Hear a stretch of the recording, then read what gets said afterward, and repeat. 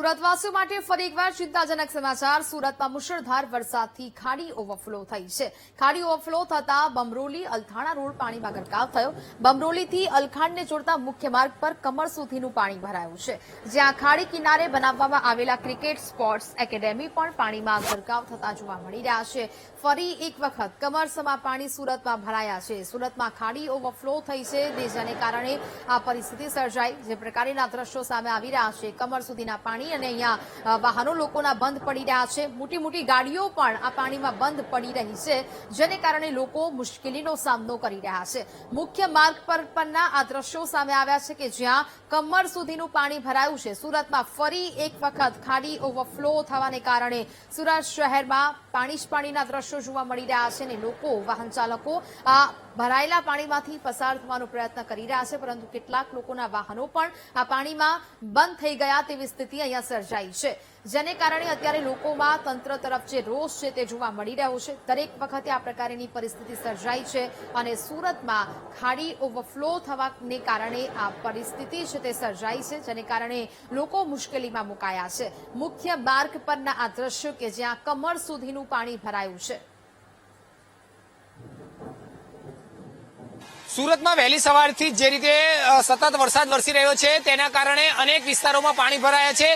ખાસ કરીને વાત કરવામાં આવે તો સુરતના અત્યારે બમરોલી ગામમાં જે છે તે ખાડી ઓવરફ્લો થઈ ચૂકી છે અને ત્યાં પણ મુખ્ય માર્ગ પર પાણીમાં ગરકાવ થઈ ચૂક્યો છે। કમર સુધીના પાણી જે છે તે આ માર્ગ પર ભરાઈ ચૂક્યા છે અને અલથાણા અને બમરોલીને જોડતો આ જે આખો માર્ગ છે તે પાણીમાં ગરકાવ થઈ જતા વાહન ચાલકોને ભારે હાલાકીનો સામનો અત્યારે અહીંથી કરવાનો વારો આવ્યો છે। જે રીતે જોઈ શકાય છે કે વાહનો પણ બંધ પડી રહ્યા છે અને કેટલાક લોકો અહીંથી પસાર થતા હોય છે તો તે પણ હાલાકી ભોગવવી પડી રહી છે। અત્યારે સુરતના અનેક વિસ્તારોમાં પાણી ભરાવની સ્થિતિ સર્જાઈ છે। એટલું જ નહીં પરંતુ આ જે આખું બમરોલી ગામ છે, બમરોલી ગામ અત્યારે જોઈ શકાય છે કે જે આખો ખાડીની બાજુનો જ આખો વિસ્તાર છે ને આખા વિસ્તારમાં જ્યાં જુઓ ત્યાં અત્યારે પાણી જ પાણી જોવા મળી રહ્યું છે।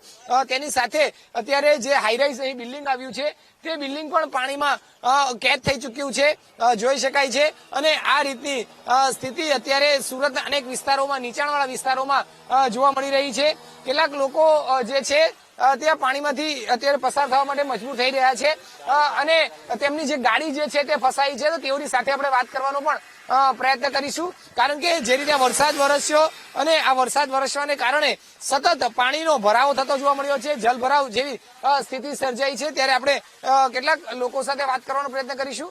ભાઈ, તમે જણાવશો જે રીતે અત્યારે વરસાદ વરસ્યો અને પાણી કઈ રીતનું આખું ભરાયું છે, શું જોવા મળી રહ્યું છે? अपने पानी तो इधर ही ये सब वहाँ से निकल रहा है, बारिश का पानी सब जमा हो रहा है इधर। अब गाड़ी यहाँ से निकाले तो फंस गया है पूरा। गाड़ी निकालने जा रहे हैं अभी। कितना झड़प से पानी भर गया था, क्या लग रहा था? ये रात को ही का पानी का बरसा हुआ है, बारिश की वजह से हुआ है। તમે જણાવશો किस तरीके जा रहे थे और कैसे पानी भर गया था पूरा?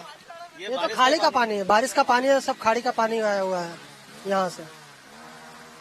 બિલકુલ, એટલે અત્યારે જોઈ શકાય છે કે વરસાદ અનરાધાર વરસવાનું શરૂ થયું છે અને આ વરસાદની વચ્ચે જે કાર જે છે તે પણ પાણીમાં ફસાઈ ચૂકી હતી અને તેના કારણે અત્યારે હાલ જે કાર જે છે તેને ફરી એક વખત અત્યારે બહાર કાઢવાનો પ્રયત્ન કરાઈ રહ્યો છે। અનરાધાર વરસાદ ફરી શરૂ થયો છે અને આ વરસાદને કારણે આજે સુરતના બમરોલી ખાડી જે આવી છે તે ઓવરફ્લો થઈ ચૂકી છે અને તેનું પાણી જે છે તે બમરોલી ગામ અને અલથાણ બમરોલીને જોડતા મુખ્ય માર્ગ પર ફરી વળ્યું છે અને આ મુખ્ય માર્ગ જે છે તે વાહન વ્યવહાર માટે બંધ થઈ ચૂક્યો છે। એટલે કે એક મુખ્ય માર્ગ હતો કે જે બમરોલીથી અલથાણને જોડતી કનેક્ટિવિટી હતી, ત્યાં તેનો સંપર્ક તૂટ્યો છે અને અત્યારે વાહન ચાલકોએ અને બમરોલી ગામના રહીશોએ ભારે હાલાકીનો સામનો ક્યાંક કરવાનો વારો આવી રહ્યો છે।